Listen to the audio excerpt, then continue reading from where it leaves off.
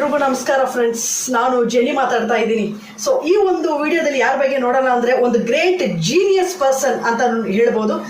ಹೇಳ್ಬೋದಲ್ಲ, genius person. So ಅವ್ರು ಯಾರು ಅಂತ ನೋಡ್ಬೇಕಂದ್ರೆ ಆಲ್ಬರ್ಟ್ ಐನ್ಸ್ಟೈನ್.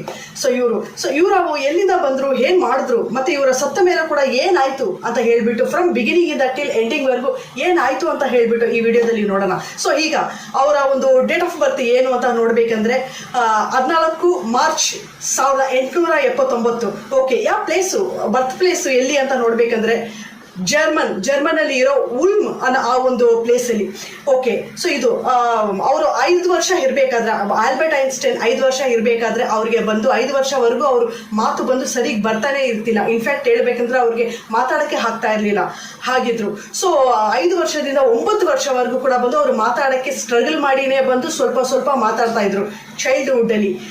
ಸೊ 9 ವರ್ಷವರೆಗೂ ಇದೇ ಸ್ಟ್ರಗಲ್ ಆಯ್ತು. 9 ವರ್ಷ ಆದ್ಮೇಲೆ ಅವ್ರು ಬಂದು ಮಾತಾಡಕ್ಕೆ ಸ್ಪಷ್ಟವಾಗಿ ಮಾತಾಡಕ್ಕೆ ಶುರು ಮಾಡಿದ್ರು.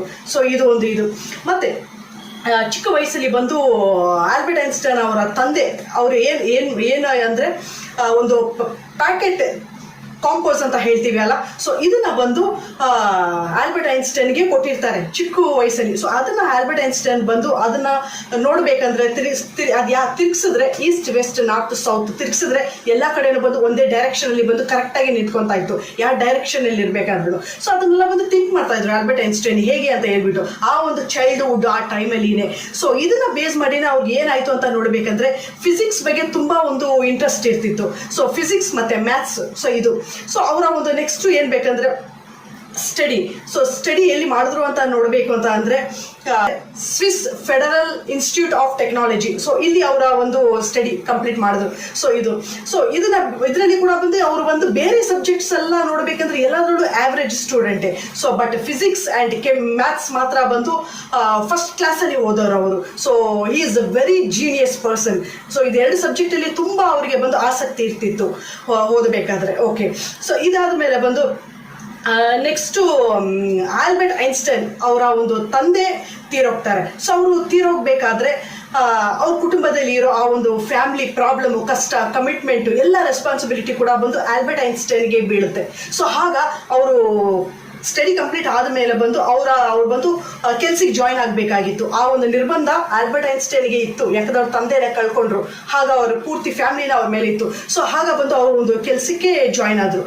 ಆ ಕೆಲಸ ಯಾರು ಅವ್ರಿಗೆ ಕೊಡ್ಸಿದ್ರು ಅಂತ ನೋಡ್ಬೇಕಂದ್ರೆ ಆಲ್ಬರ್ಟ್ ಐನ್ಸ್ಟೈನ್ ಅವರ ತಂದೆ, ಅವರ ಸ್ನೇಹಿತರು ಅವರು ಒಂದು ಕೆಲಸನ ಕೊಡ್ಸಿದ್ರು. ಯಾರಿಗೆ? ಆಲ್ಬರ್ಟ್ ಐನ್ಸ್ಟೈನ್ಗೆ. ಅದು ಏನ್ ಕೆಲಸ ಅಂತ ನೋಡ್ಬೇಕು ಅಂತಂದ್ರೆ ಸ್ವಿಸ್ ಪೇಟೆಂಟ್ ಆಫೀಸ್. ಈ ಒಂದು ಆಫೀಸಲ್ಲಿ ಬಂದು ಕ್ಲರ್ಕ್ ಆಗಿ ಕೆಲಸ ಕೊಡ್ಸಿದ್ರು. ಆಲ್ಬರ್ಟ್ ಐನ್ಸ್ಟೈನ್ ಇಲ್ಲಿ ಕೆಲಸ ಮಾಡ್ತಾ ಇದ್ರು. ಓಕೆ, ಸೊ ಇದಾದ ಮೇಲೆ ಬಂದು ನೆಕ್ಸ್ಟ್ 1903 ಬಂದು ಆಲ್ಬರ್ಟ್ ಐನ್ಸ್ಟೈನ್ಗೆ ಮದುವೆ ಆಯಿತು. ಸೊ ಯಾರು ಅವ್ರಂತ ಹೇಳ್ಬೇಕಂದ್ರೆ ಮ್ಯಾಲ್ವಿಲಾ ಮ್ಯಾರಿಕ್ ಅಂತ ಹೇಳ್ಬಿಟ್ಟು. ಸೊ ಇವ್ರ ಜೊತೆಗೆ ಮದುವೆ ಆಯಿತು. ಓಕೆ, ನೆಕ್ಸ್ಟ್ ಇಲ್ಲಿ ಕೆಲಸ ಮಾಡ್ತಾ ಇರ್ಬೇಕಾದ್ರೇನೆ ಕೆಲಸ ಬಂದು 3 ಗಂಟೆಗೆ ಮುಗ್ದೋಗುತ್ತೆ. ಸೊ 3 ಗಂಟೆಗೆ ಮುಗಿದೋದ್ಮೇಲೆ ಬಂದು ಏನ್ ಮಾಡ್ತಾರೆ ಆಲ್ಬರ್ಟ್ ಐನ್ಸ್ಟೈನ್ ಅಂತ ನೋಡ್ಬೇಕಂದ್ರೆ ಅವ್ರ ಜೀನಿಯಸ್ ಅಲ್ವಾ. ಸೊ ಏನಾದ್ರೂ ಒಂದು ಥಿಯರೀಸ್ ನ ಮಾಡ್ತಾ ಇರ್ತಾರೆ ಹಾಗೆ ಅವ್ರು ಮಾಡ್ಬೇಕಂದ್ರೆ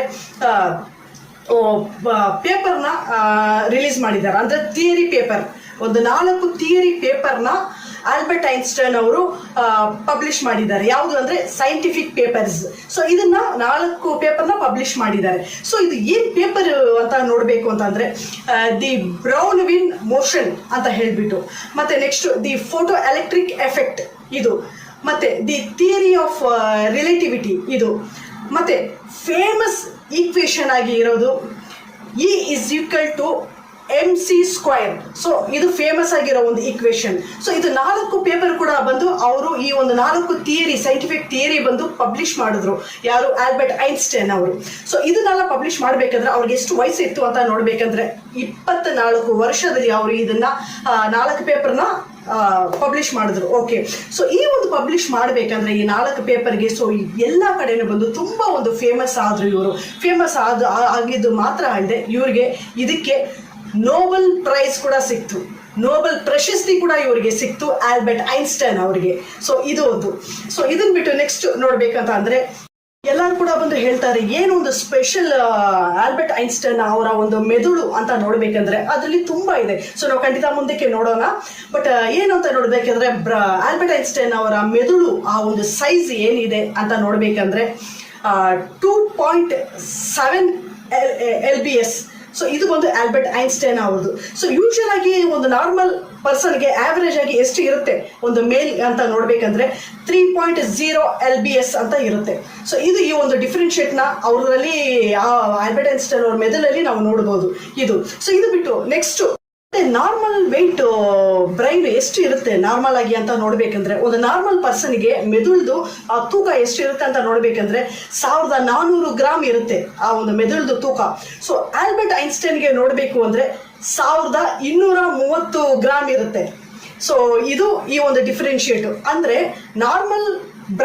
ನಾರ್ಮಲ್ ಮೆದುಳುಗಿಂತ ಆಲ್ಬರ್ಟ್ ಐನ್ಸ್ಟೈನ್ ಅವ್ರಿಗೆ ಇರೋ ಆ ಮೆದುಳು ಏನಿದೆ 10% ಸ್ಮಾಲರ್ ಸೈಜ್ ಇದೆ. ಸೊ ಚಿಕ್ಕದು. ಸೊ ಇಷ್ಟು ಎಲ್ಲ ಇರಬೇಕಾದ್ರೂ ಕೂಡ ಬಂದು ಅವರ ಒಂದು ಮೈಂಡು ವೆರಿ ವೆರಿ ಆಕ್ಟಿವ್ ಆಗಿರುತ್ತೆ ಯಾವಾಗಲೂ. ಮತ್ತು ಯಾವುದೇ ಕೂಡ ಬಂದು ಒಂದು ಮ್ಯಾಥಮೆಟಿಷಿಯನ್ ಅಲ್ಲಿ ಬಂದು ಪೇಪರ್ ಬೇಡ ಪೆನ್ ಬೇಡ, ಅವ್ರಿಗೆ ಮೈಂಡಲ್ಲಿ ಆ ಕ್ಯಾಲ್ಕುಲೇಷನ್ನ ಬಂದು ಕಂಪ್ಲೀಟ್ ಮಾಡ್ತಾರೆ. ಸೊ ಆ ಥರ ಒಂದು ಎಷ್ಟು ಡಿಫಿಕಲ್ಟ್ ಆಗಿರೋ ಮ್ಯಾಥಮೆಟಿಷಿಯನ್ ಇದ್ರೂ ಸರಿ ಅವರು ಕಂಪ್ಲೀಟ್ ಮಾಡಿ ಬಿಸಾಕ್ತಾರೆ. ಸೊ ಆ ಒಂದು ಕೆಪಾಸಿಟಿ ಅವ್ರಿಗೆ ಇರ್ತಿತ್ತು ಆ ಒಂದು ಮೆದುಳಲ್ಲಿ. ಸೊ ಇದನ್ನ ಬಿಟ್ಟು ನೋಡ್ಬೇಕಂದ್ರೆ ನೆಕ್ಸ್ಟ್ ಯೂನಿವರ್ಸಿಟಿ ಆಫ್ ಸ್ವಿಕ್ ಅದರಲ್ಲಿ ಆ ಫಿಸಿಕ್ಸ್ ಪ್ರೊಫೆಸರ್ ಆಗಿ ಕೂಡ ಬಂದು ಆಗಿದ್ರು ಆಲ್ಬರ್ಟ್ ಐನ್ಸ್ಟೈನ್ ಅವರು. ಇದು ಮತ್ತೆ 1917ರಲ್ಲಿ research general theory of relativity ಇದನ್ನ ಕಂಪ್ಲೀಟ್ ಮಾಡಿದ್ರು. ಯಾವಾಗ ಅಂದ್ರೆ 1917ರಲ್ಲಿ. ಸೊ ಈ ಒಂದು ಥಿಯರಿ ಕೂಡ ಬಂದು ಅವರು ಕಂಪ್ಲೀಟ್ ಮಾಡಿದ್ರು. ಓಕೆ. ಮತ್ತೆ ಸೊ ಇಷ್ಟೆಲ್ಲ ಆಗ್ಬೇಕಾದ್ರೆ ಬಂದು ಆಲ್ಬರ್ಟ್ ಐನ್ಸ್ಟೈನ್ಗೆ ಎಲ್ಲರೂ ಕೂಡ ಮಾತಾಡ್ತಿದ್ರು. ಆಲ್ಬರ್ಟ್ ಐನ್ಸ್ಟೈನ್ ಬಂದು ನಾರ್ಮಲ್ ಆಗಿ ಇರೋ ಒಂದು ಪರ್ಸನ್ ತರ ಇಲ್ವಲ್ಲ, ತುಂಬಾ ಅಡ್ವಾನ್ಸ್ಡ್ ಆಗಿದ್ದಾರೆ ಅಂತ ಈ ತರ ಬಂದು ಎಲ್ಲ ಪ್ರೊಫೆಸರ್ಸ್ ಎಲ್ಲ ಸೈಂಟಿಸ್ಟ್ ಎಲ್ಲ ಕಡೆನೂ ಬಂದು ದೇಶದಲ್ಲಿ ಮಾತಾಡ್ತಾ ಇದ್ರು. ಆಲ್ಬರ್ಟ್ ಐನ್ಸ್ಟೈನ್ ತುಂಬಾ ಡಿಫರೆಂಟ್ ಆಗಿದಾರಲ್ಲ, ಏನಿರ್ಬೋದು ಅವ್ರ ಹತ್ರ ಒಂದು ಸ್ಪೆಷಾಲಿಟಿ ಅಂತ ಹೇಳ್ಬಿಟ್ಟು. ಸೊ ಇದನ್ನ ಬಂದು ಆಲ್ಬರ್ಟ್ ಐನ್ಸ್ಟೈನ್ ಅವರು ತಿಳ್ಕೊಂಡು ಸೊ ಮುಂಚೆನೆ ಒಂದು ಹೇಳಿದ್ರು. ಏನು ಅಂತ ನೋಡ್ಬೇಕಂದ್ರೆ ನಾನು ಸತ್ತ ಮೇಲೆ ನನ್ನಲ್ಲಿ ಇರೋ ಯಾವುದೇ ಪಾರ್ಟ್ ಕೂಡ ಬಂದು ಯಾರು ತಗೋಬಾರ್ದು ಅಂತ ಹೇಳಿದ್ರು. ಓಕೆ. ಸೊ ಅದೇ ಥರನೇ ಆಯಿತು. ಬಟ್ ಇದನ್ನ ದಾಟಿ ಏನಾಯಿತು ಅಂತ ನೋಡ್ಬೇಕಂದ್ರೆ ಅವ್ರು ಬಂದು 1955ರಲ್ಲಿ ಆಲ್ಬರ್ಟ್ ಐನ್ಸ್ಟೈನ್ ಅವರು ಎಕ್ಸ್ಪೈರ್ಡ್ ಆದರು. ಸೊ ಇದು ಎಕ್ಸ್ಪೈರ್ಡ್ ಆಗಬೇಕಾದ್ರೆ ಅಟಾಪ್ಸಿ ಮಾಡಬೇಕು. ಸೊ ಅಟಾಪ್ಸಿ ಮಾಡೋ ಡಾಕ್ಟರ್ ಏನಿದ್ದಾರೆ ಆ ಡಾಕ್ಟರ್ ಹೆಸರು ಥಾಮಸ್ ಆರ್ವೆ ಅಂತ ಹೇಳ್ಬಿಟ್ಟು ಈ ಒಂದು ಡಾಕ್ಟರು. ಸೊ ಈ ಡಾಕ್ಟರ್ ಏನ್ ಮಾಡಿದ್ರು ಅಟಾಪ್ಸಿ ಅಲ್ಲಿ ಅಂತ ನೋಡ್ಬೇಕಂದ್ರೆ ಆಲ್ಬರ್ಟ್ ಐನ್ಸ್ಟೈನ್ ಅವರ ಬ್ರೈನ್ ಮೆದುಳನ್ನ ತಗೊಂಡ್ರು, ಯಾರಿಗೂ ಗೊತ್ತಿಲ್ಲದೆ ತಗೊಂಡ್ಬಿಟ್ರು ಇದು. ಸೊ ಹೀಗೆ. ಸೊ ಇದು ತಗೋಬೇಕಾ ಅಂತ ಅಂದ್ರೆ ಆ ಟೈಮಲ್ಲಿ ಗೊತ್ತಿಲ್ಲ. ಓಕೆ. ಅದಕ್ಕೆ ಆಮೇಲೆ ಬಂದು ಏನ್ ಮಾಡಿದ್ರು ಇವರು ಅಂತ ನೋಡ್ಬೇಕಂದ್ರೆ ಆಲ್ಬರ್ಟ್ ಐನ್ಸ್ಟೈನ್ ಅವರ ಮೆದುಳು ನನ್ನ ಹತ್ರ ಇದೆ ಅಂತ ಹೇಳಿ ಈ ಡಾಕ್ಟರ್ ಹೇಳಿದ್ರು. ಸೊ ಆಗ ಬಂದು ಎಲ್ಲರೂ ಕೂಡ ಬಂದು ಇವ್ರ ಮೇಲೆ ಕೇಸ್ ಹಾಕಿದ್ರು. ಯಾಕೆ ಈ ತರ ಬಂದು ಆಲ್ಬರ್ಟ್ ಐನ್ಸ್ಟೈನ್ ಅವರ ಮೆದುಳನ್ನ ನೀವು ತಗೊಂಡಿದ್ದೀರಾ ಅಂತ ಹೇಳ್ಬಿಟ್ಟು. ಸೊ ಇದು ಗೊತ್ತಿರೋ ಆ ಒಂದು ಮೆಡಿಕಲ್ ಫೀಲ್ಡ್ ಏನಿದೆ ಅವರು ಈ ಒಂದು ಡಾಕ್ಟರ್ನ ಕೂಡ ಬಂದು ಟರ್ಮಿನೇಟ್ ಮಾಡಿದ್ರು. ಸೊ ಇವ್ರನ್ನ ಕೆಲಸದಿಂದಾನೇ ಡಾಕ್ಟರ್ ಫೀಲ್ಡ್ ಇಂದಾನೇ ತೆಗೆದು ಬಿಸಾಕಿದ್ರು ಈ ಒಂದು ಡಾಕ್ಟರ್ನ. ಓಕೆ. ಸೊ ಇದೆಲ್ಲ ಆದ್ಮೇಲೆ ಕೂಡ ಬಂದು ಆ ಒಂದು ಮೆದುಳನ್ನ ಬಂದು ರಿಸರ್ಚ್ ಮಾಡಕ್ಕೆ ಟ್ರೈ ಮಾಡ್ತಾ ಇದ್ರು. ಯಾರು? ಈ ಒಂದು ಡಾಕ್ಟರ್ ಏನಿದ್ದಾರೆ ಥಾಮಸ್ ಆರ್ವೆ ಅವರು. ಸೊ ಏನಾಗಿದ್ರು ಈ ಥಾಮಸ್ ಆರ್ವೆ ಡಾಕ್ಟರ್ ಅಂತ ನೋಡ್ಬೇಕಂದ್ರೆ ಪ್ಯಾಥಾಲಜಿಸ್ಟ್ ಅಂತ ಹೇಳ್ತೀವಿ, ಅಂದ್ರೆ ಅಟಾಪ್ಸಿ ಮಾಡೋರ್ನ ಪ್ಯಾಥಾಲಜಿಸ್ಟ್ ಅಂತ ಹೇಳ್ತೀವಿ. ಸೊ ಈ ಒಂದು ಡಾಕ್ಟರ್ ಬಂದು ಅದನ್ನ ಮಾಡ್ತಾ ಇದ್ರು. ಓಕೆ. ಸೊ ಇದಾದ್ಮೇಲೆ ಬಂದು ಈ ಡಾಕ್ಟರ್ನ ಟರ್ಮಿನೇಟ್ ಮಾಡಿ ತೆಗೆದು ಬಿಸಾಕಿದ್ರು. ಅದಾದ್ಮೇಲೆ ಕೂಡ ಬಂದು ಇವ್ರು ರಿಸರ್ಚ್ ಮಾಡೋದಕ್ಕೆ ಅವ್ರ ಬ್ರೈನ್ ಆಲ್ಬರ್ಟ್ ಐನ್ಸ್ಟೈನ್ ಬ್ರೈನ್ ನ ಇಟ್ಕೊಂಡು ಮೆದುಳನ್ನ ಇಟ್ಕೊಂಡು ರಿಸರ್ಚ್ ಮಾಡಿ ಟ್ರೈ ಮಾಡ್ತಾ ಇದ್ರು. ಸೊ ಆಮೇಲೆ ಒಂದು ಸರ್ಟನ್ ಟೈಮಲ್ಲಿ ಏನ್ ಮಾಡಿದ್ರು, ಈ ಒಂದು ಡಾಕ್ಟರ್ ಯಾರಿದ್ದಾರೆ ಥಾಮಸ್ ಆರ್ವೆ, ಈ ಒಂದು ಡಾಕ್ಟರ್ ಲೈಸೆನ್ಸ್ ಇದೆ, ಆ ಲೈಸೆನ್ಸ್ ನ ಮೆಡಿಕಲ್ ಫೀಲ್ಡ್ ಇಂದ ಕ್ಯಾನ್ಸಲ್ ಮಾಡಿದ್ರು. ಸೊ ಇವರು ಇನ್ಮೇಲೆ ಡಾಕ್ಟರ್ ಫೀಲ್ಡ್ ಅಲ್ಲಿ ಮೆಡಿಕಲ್ ಫೀಲ್ಡ್ ಅಲ್ಲಿ ಕೆಲಸ ಮಾಡಕ್ಕೆ ಆಗೋದಿಲ್ಲ. ಯಾರು? ಡಾಕ್ಟರ್ ಥಾಮಸ್ ಆರ್ವೆ ಅವರು. ಸೊ ಇದನ್ನ ಬಿಟ್ಬಿಟ್ಟು ಅವರು ಬೇರೆ ಕೆಲಸಕ್ಕೆ ಜಾಯಿನ್ ಆಗ್ಬಿಟ್ರು. ಇವರು ಒಂದು ಪ್ಲಾಸ್ಟಿಕ್ ಮ್ಯಾನುಫ್ಯಾಕ್ಚರ್ ಕಂಪನಿಯಲ್ಲಿ ಇವರು ಜಾಯಿನ್ ಆದ್ರು ಕೆಲಸಕ್ಕೆ ಅಂತ ಹೇಳ್ಬಿಟ್ಟು. ಸೊ ಆಗ ಇವ್ರಿಗೆ ಬಂದು ಒಳಿತು, ಇದಕ್ ಮೇಲೆ ನಾನು ಈ ತರ ಡಾಕ್ಟರ್ ಫೀಲ್ಡ್ ಅಲ್ಲಿ ಇರಕ್ ಆಗೋದಿಲ್ಲ, ನಾನು ರಿಸರ್ಚ್ ಮಾಡಕ್ಕೂ ಆಗೋದಿಲ್ಲ ಅಂತ ಹೇಳ್ಬಿಟ್ಟು. ಸೊ ಆಗ ಏನ್ ಮಾಡಿದ್ರು ಡಾಕ್ಟರ್ ಥಾಮಸ್ ಆರ್ವೆ ಅವರು ಅಂತ ನೋಡ್ಬೇಕಂದ್ರೆ ಆಲ್ಬರ್ಟ್ ಐನ್ಸ್ಟೈನ್ ಅವ್ರ ಮೆದುಳು ಏನಿದೆ ಇದನ್ನ 240 ಪೀಸ್ ಮಾಡಿದ್ರು. ಅಂದ್ರೆ ಈ 240 ಬ್ಲಾಕ್ ಮಾಡಿದ್ರು, ಅದನ್ನ ಪೀಸ್ ಆಗಿ ಕಟ್ ಮಾಡಿದ್ರು. ಆಲ್ಬರ್ಟ್ ಐನ್ಸ್ಟೈನ್ ಅವರ ಮೆದುಳನ್ನ 240 ಪೀಸ್ ಮಾಡಿದ್ರು ಡಾಕ್ಟರ್ ಥಾಮಸ್ ಆರ್ವೆ ಅವರು. ಸೊ ಏನಕ್ಕೆ ಮಾಡಿದ್ರು ಅಂತ ನೋಡ್ಬೇಕಂದ್ರೆ, ಇದ್ರ ಮೇಲೆ ಈ ಡಾಕ್ಟರ್ ರಿಸರ್ಚ್ ಮಾಡಕ್ ಆಗೋದಿಲ್ಲ, ಯಾಕಂದ್ರೆ ಇವ್ರನ್ನ ತೆಗೆದು ಬಿಸಾಕಿದ್ದಾರೆ. ಸೊ ಲೈಸೆನ್ಸು ಕ್ಯಾನ್ಸಲ್ ಆಗಿದೆ. ಹಾಗಾಗಿ ಏನ್ ಮಾಡಿದ್ರು, ಬೇರೆ ದೇಶಗಳಲ್ಲಿ ಎಷ್ಟು ಸ್ಪೆಷಲಿಸ್ಟ್ ಇದ್ದಾರೆ ಅಂತ ಅಂದ್ರೆ ಪ್ಯಾಥಾಲಜಿಸ್ಟ್ ಸ್ಪೆಷಲಿಸ್ಟ್, ಈ ಒಂದು ಡಾಕ್ಟರ್ಗಳಿಗೆ ಎಲ್ಲರಿಗೂ ಕೂಡ ಬಂದು ಆ 240 ಪೀಸ್ ಏನ್ ಮಾಡಿದ್ರು ತುಂಡು ತುಂಡಾಗಿ ಆಲ್ಬರ್ಟ್ ಐನ್ಸ್ಟೈನ್ ಅವರ ಮೆದುಳನ್ನ ಎಲ್ಲನೂ ಕೂಡ ಬಂದು ಒಂದೊಂದು ಬಾಟಲಲ್ಲಿ ಪ್ರಿಸರ್ವ್ ಮಾಡಿ ಎಲ್ಲರಿಗೂ ಕಳಿಸ್ಕೊಟ್ರು, ಅಂದ್ರೆ ರಿಸರ್ಚ್ ಮಾಡಕ್ಕೆ ಅಂತ ಹೇಳ್ಬಿಟ್ಟು. ಸೊ ಇದೆ ಹಾಗೆ ಬಂದು ಅವರು ಕೂಡ ಬಂದು ಎಲ್ಲ ಕಡೆನೂ ರಿಸರ್ಚ್ ಮಾಡಿದ್ರು. ಸೊ ರಿಸರ್ಚ್ ಮಾಡಿ ಆದ ಮೇಲೆ 30 ವರ್ಷ ಇದನ್ನ ಬಂದು ರಿಸರ್ಚ್ ಮಾಡಿ 30 ವರ್ಷ ಇದನ್ನ ಪ್ರಿಸರ್ವ್ ಮಾಡಿ ಡಾಕ್ಟರ್ ಥಾಮಸ್ ಆರ್ವೆ ಅವರು ಇಟ್ಕೊಂಡಿದ್ರು. ಸೊ ಇದನ್ನ 30 ವರ್ಷ ಆದ ಮೇಲೆ, ಅಂದ್ರೆ ಆಲ್ಬರ್ಟ್ ಐನ್ಸ್ಟೈನ್ ಅವರು ಸತ್ತಿರೋದು 1955ರಲ್ಲಿ. ಸೊ ಇದನ್ನ 30 ವರ್ಷ ಬಿಟ್ಟು ನೋಡ್ಬೇಕಂದ್ರೆ 1985ರಲ್ಲಿ ಆಲ್ಬರ್ಟ್ ಐನ್ಸ್ಟೈನ್ ಅವ್ರ ಮೆದುಳನ್ನ ರಿಸರ್ಚ್ ಮಾಡಿ ರಿಪೋರ್ಟ್ ಪಬ್ಲಿಷ್ ಆಯ್ತು. ಏನಂತ ಪಬ್ಲಿಷ್ ಆಯ್ತು, ಏನಂತ ಬಂತು ಅಂತ ನೋಡ್ಬೇಕಂದ್ರೆ ಕಾರ್ಪೋಸ್ ಕಲಾಸಮ್ ಅಂತ ಹೇಳ್ತೀವಿ. ಸೊ ಈ ಒಂದು ಗ್ರೀನ್ ಕಲರ್ ಏನ್ ಕಾಣುತ್ತಲ್ವ, ಸೊ ಇದನ್ನ ಕಾರ್ಪೋಸ್ ಕಲಾಸಮ್ ಅಂತ ಹೇಳ್ತೀವಿ. ಸೊ ಈ ಒಂದು ಪ್ಲೇಸ್ ನಲ್ಲಿ ಸೈಜ್ ಬಂದು ಬಿಗ್ ಸೈಜ್ ಇದೆ. ಯಾರಿಗೆ? ಆಲ್ಬರ್ಟ್ ಐನ್ಸ್ಟೈನ್ ಅವ್ರಿಗೆ. ಸೊ ಇದು ಒಂದು ಡಿಫರೆಂಟ್ ಆಗಿರೋ ಒಂದು ಮೆದುಳು. ಸೊ ಇದು ಮತ್ತೆ ಎರಡು ನೋಡ್ಬೇಕಂದ್ರೆ ನ್ಯೂರಾನ್ಸ್ ಅಂತ ಹೇಳ್ತೀವಿ. ಇದು 70% ಎಕ್ಸ್ಟ್ರಾ ಇದೆ ಆಲ್ಬರ್ಟ್ ಐನ್ಸ್ಟೈನ್ ಅವ್ರಿಗೆ ಮೆದುಳಲ್ಲಿ. ಸೊ ಇದು ಒಂದು ಡಿಫರೆಂಟ್ ಆಗಿರೋ ಒಂದು ಕಾನ್ಸೆಪ್ಟ್ ಇವ್ರದ್ದು. ಮತ್ತೆ ಚಿಕ್ಕ ವಯಸ್ಸಲ್ಲಿನೇ ಆಲ್ಬರ್ಟ್ ಐನ್ಸ್ಟೈನ್ ಅವರು ಬರ್ತಲ್ಲಿ ಚಿಕ್ಕ ವಯಸ್ಸಲ್ಲಿನೇ ನೋಡ್ಬೇಕಂದ್ರೆ ಬ್ಯಾಕ್ ಸೈಡ್ ಅಲ್ಲಿ ಇರೋ ಇದು ಏನಿದೆ, ಇದು ಬಂದು ಸ್ವಲ್ಪ ದೊಡ್ಡದಾಗಿ ಊದ್ಕೊಂಡಿತ್ತು ಆಕ್ಚುಲಿ ಚಿಕ್ಕ ವಯಸ್ಸಲ್ಲಿ ಆಲ್ಬರ್ಟ್ ಐನ್ಸ್ಟೈನ್ ಅವ್ರಿಗೆ ಮಗುವಲ್ಲಿ. ಆಗ ಬಂದು ನೋಡ್ಬಿಟ್ಟು ಅವ್ರ ಪೇರೆಂಟ್ಸು ಸರಿ ಇದು ಏನು ಅಂತ ಹೇಳ್ಬಿಟ್ಟು ಸೀರಿಯಸ್ ಆಗಿ ತಗೊಂಡಿಲ್ಲ. ಆಮೇಲೆ ಅದು ಸರಿ ಹೋಯ್ತು ಅಂತ ಬಿಟ್ಬಿಟ್ರು. ಸೊ ಇದು ಏನು ಅನ್ನೋದು ಇವಾಗ ಗೊತ್ತಾಗ್ತಾ ಇದೆ. ಇವಾಗ ಏನ್ ರಿಪೋರ್ಟ್ ಬರ್ತಾ ಇದೆ, ಆಟಾಪ್ಸಿ ರಿಪೋರ್ಟ್, ರಿಸರ್ಚ್ ಮಾಡಿರೋ ರಿಪೋರ್ಟ್ ಅಲ್ಲಿ ಗೊತ್ತಾಗ್ತಾ ಇದೆ ಆಲ್ಬರ್ಟ್ ಐನ್ಸ್ಟೈನ್ ಅವ್ರ ಮೆದುಳ್ದು ಏನೇನೆಲ್ಲ ಡಿಫರೆಂಟ್ ಇದೆ ಅಂತ ಹೇಳ್ಬಿಟ್ಟು ಇದು. ಮತ್ತೆ ಸೊ ಈ ತರ ಆಗ್ಬೇಕಾದ್ರೆ ಎಲ್ಲ ರಿಸರ್ಚ್ ಆಯ್ತು. ಸೊ ರಿಸರ್ಚ್ ಆದ್ಮೇಲೆ ಏನೇನೆಲ್ಲ ಡಿಫ್ರೆನ್ಸ್ ಇದೆ ಅಂತ ಹೇಳ್ಬಿಟ್ಟು ಇವಾಗ ಪ್ರತಿಯೊಂದು ನಾವು ನೋಡಿದ್ವಿ ಒಂದು. ಮತ್ತೆ ಆಲ್ಬರ್ಟ್ ಐನ್ಸ್ಟೈನ್ ಅವರ ಬ್ರೈನ್ ಎಲ್ಲಿ ಇಟ್ಟಿದ್ದಾರೆ ಅಂತ ನೋಡ್ಬೇಕಂದ್ರೆ ಅಮೆರಿಕಾದಲ್ಲಿ ಇರೋ ಮ್ಯೂಸಿಯಂ ಅಲ್ಲಿ ಅವರ ಒಂದು ಬ್ರೈನ್ ನ ಇಟ್ಟಿದ್ದಾರೆ. ಆಲ್ಬರ್ಟ್ ಐನ್ಸ್ಟೈನ್ ಅವರ ಮೆದುಳನ್ನ ಇಟ್ಟಿದ್ದಾರೆ. ಓಕೆ, ಸೊ ಆಲ್ಬರ್ಟ್ ಐನ್ಸ್ಟೈನ್ ಅವರ ಕಣ್ಣು ಎಲ್ಲಿ ಇಟ್ಟಿದ್ದಾರೆ ಅಂತ ನೋಡ್ಬೇಕಂದ್ರೆ ನ್ಯೂಯಾರ್ಕ್ ಅಲ್ಲಿ ಅವರ ಒಂದು ಕಣ್ಣನ್ನ ಇಟ್ಟಿದ್ದಾರೆ ಆಲ್ಬರ್ಟ್ ಐನ್ಸ್ಟೈನ್ ಅವರು. ಸೊ ಈಗ ಬಂದು ಅವ್ರಿಗೆ ಎಷ್ಟು ಅವ್ರು ಸಾಯ್ಬೇಕಾದ್ರೆ ವಯಸ್ಸಿತ್ತು ಅಂತ ನೋಡ್ಬೇಕಂದ್ರೆ 75 ವರ್ಷದಲ್ಲಿ ಆಲ್ಬರ್ಟ್ ಐನ್ಸ್ಟೈನ್ ಅವರು ಎಕ್ಸ್ಪೈರ್ಡ್ ಆದ್ರು. ಇದು ಸೊ ಇದು ಬಿಟ್ಟು ನೆಕ್ಸ್ಟ್ ಹೇಳಿ ಅವ್ರ ಬಗ್ಗೆ ಮುಗೀತು. ಏನೆಲ್ಲ ಮಾಡ್ಕೊಂಡು ಬಂದ್ರು ಅವ್ರು, ಎಷ್ಟು ಥಿಯರೀಸ್ ಮಾಡ್ಕೊಂಡು ಬಂದ್ರು, ಏನೆಲ್ಲ ಪ್ರಶಸ್ತಿಗಳು ತಗೊಂಡ್ರು.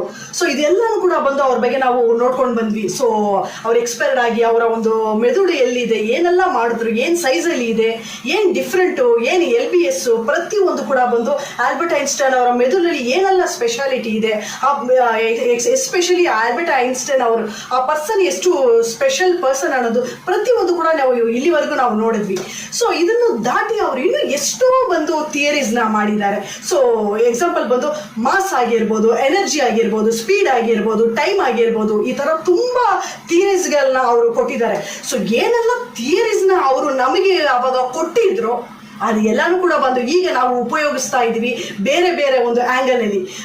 ಹೇಳ್ಬೇಕಂತಂದ್ರೆ ಟಿವಿ ಆಗಿರ್ಬೋದು, ನ್ಯೂಕ್ಲಿಯರ್ ಪವರ್ ಪ್ಲಾಂಟ್ಸ್ ಆಗಿರ್ಬೋದು, ಮತ್ತೆ GPS ಆಗಿರ್ಬೋದು, ಮತ್ತೆ ಲೇಸರ್ಸ್ ಅಂತ ಏನ್ ಹೇಳ್ತೀವಿ ಆ ಲೇಸರ್ಸ್ ಆಗಿರ್ಬೋದು, ಮತ್ತೆ ಟಿವಿ ರಿಮೋಟ್ ಕಂಟ್ರೋಲ್ಸ್ ಆಗಿರ್ಬೋದು, ಮತ್ತೆ DVD ಪ್ಲೇಯರ್ಸ್ ಆಗಿರ್ಬೋದು, ಮತ್ತೆ ಇದನ್ನು ದಾಟಿ ಬಂದು ಸ್ಪೇಸ್ ಅಲ್ಲಿ ಟ್ರಾವೆಲ್ ಮಾಡೋದಕ್ಕೂ ಕೂಡ ಬಂದು ಇವರಿಂದ ಇವ್ರ ಥಿಯರಿ ಎಷ್ಟೋ ಯೂಸ್ಫುಲ್ ಆಗಿ ಇದೆ ಈಗ ನೋಡ್ಬೇಕಂದ್ರೆ. ಸೊ ಇಷ್ಟೆಲ್ಲ ನಾವು ಬಂದು ಯೂಸ್ ಮಾಡ್ತಾ ಇದ್ವಿ ಬೇರೆ ಬೇರೆ ಆಂಗಲ್ ಅಲ್ಲಿ, ಬೇರೆ ಬೇರೆ ಡಿಫ್ರೆಂಟ್ ಕಾನ್ಸೆಪ್ಟ್ಸ್ ಅಲ್ಲಿ. ಆಲ್ಬರ್ಟ್ ಐನ್ಸ್ಟೈನ್ ಅವರ ಒಂದು ಥಿಯರಿನೇ ನಾವು ಇಷ್ಟು ಕೂಡ ಬಂದು ಈಗ ಎಕ್ಸ್ಪೆರಿಮೆಂಟ್ ಮಾಡಿ ಪ್ರಯೋಗ ಮಾಡಿ ಯೂಸ್ ಮಾಡ್ತಾ ಇದ್ವಿ. ಸೊ ಈ ಒಂದು great genius person Albert Einstein ಅವರು. ಸೊ ಈ ಒಂದು ಗ್ರೇಟ್ ಪರ್ಸನ್ ಬಗ್ಗೆ ಇಷ್ಟೆಲ್ಲ ನಾವು ಮಾತಾಡಿ ಇಲ್ಲಿಗೆ ನಾನು ಅವ್ರ ಬಗ್ಗೆ ನಾನು ಮುಗಿಸ್ತಾ ಇದ್ದೀನಿ ಫ್ರೆಂಡ್ಸ್. ಸೊ ಮತ್ತೆ ನೆಕ್ಸ್ಟ್ ಟೈಮ್ ಬೇರೆ ಯಾವುದು ವ್ಯಕ್ತಿ ಅಂತ ನಾವು ನೋಡೋಣ. ಸೊ ಇಲ್ಲಿಗೆ ಆಲ್ಬರ್ಟ್ ಐನ್ಸ್ಟೈನ್ ಅವ್ರನ್ನ ನಾನು ಮುಗಿಸ್ತಾ ಇದ್ದೀನಿ. Thank you so much. ನಾನು ಜೆನಿ. Thank you. ಬಾಯ್.